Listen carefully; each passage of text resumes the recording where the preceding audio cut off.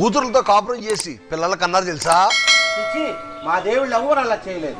అబ్బా, అలాగైతే మత్స్య పురాణం 3వ అధ్యాయం 42, 43, 44 శ్లోకాలు చదవండి sir.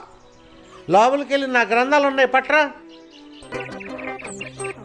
After the lapse of considerable time a son named Manu was grown from the womb of Shatarupa, who in due course of time came to be known as Swayambhuva Manu.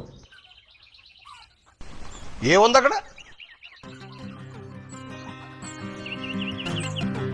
బ్రహ్మదేవుడు తన కూతురైన సరస్వతితో కాపురం చేశాడు. సరస్వతి తన తండ్రి అయిన బ్రహ్మ వలన గర్భవతి అయి మను అని కుమారుని కంది.